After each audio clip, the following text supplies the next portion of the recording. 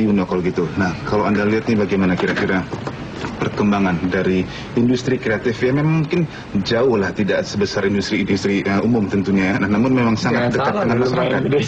Ya kan, nah, jangan salah langsung. Nah, kira-kira nih bagaimana nih? Pertama-tama industri kreatif ini ternyata terbukti sangat resilient atau tangguh menghadapi krisis. Nah, kita ini kita disebut sebagai tahun krisis, tapi kalau dilihat justru di masa-masa krisis ini industri yang berbasis industri kreatif ini justru tumbuh.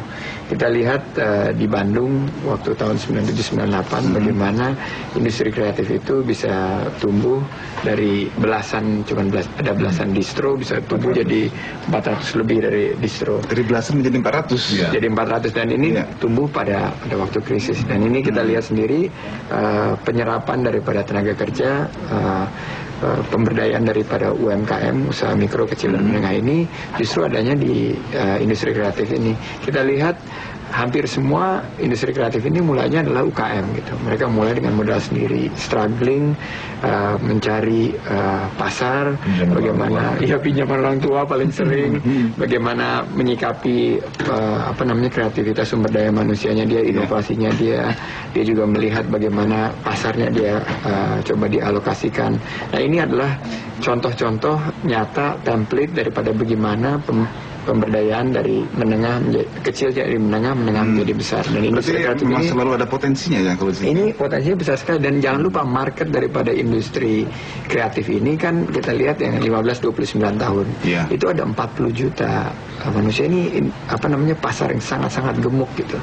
Jadi kalau kita lihat tadi Mas mulainya industri yang relatif kecil, saya bilang mungkin masih kecil, tapi kalau misalnya kita lihat justru saya lihat potensinya yang besar. Dan kalau dilihat kontribusinya kepada PDB sudah ternyata nggak kecil juga gitu, udah sampai antara 5-7%. Secara nasional bisa dikategorikan yang seperti itu atau? Gini, kalau kita lihat kan memang hanya sekarang berdasarkan clustering aja di Bandung maju, mungkin di Manado, mungkin di Jogja, Bali dan lain-lain. Tapi saya rasa ini perlu dicari benang merahnya bagaimana digeneralisir di seluruh Indonesia. Karena gini, kalau nanti melihat misalnya industri berbasis fashion, mungkin tekstilnya ada di Bandung, tapi kalau misalnya desainernya bisa di cloning ada di Makassar, di Manado, iklan basisnya di Makassar karena orang-orang Bugis atau Sulawesi Selatan senang beriklan karena politik misalnya.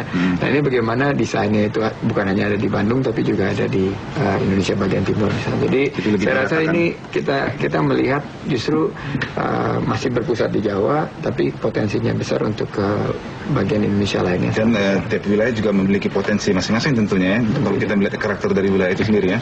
Tinggal digali saja nanti. Ya, kayak di Padang wisata kuliner, di Medan pariwisata dan lain-lain. Oke, Kang Tutup sudah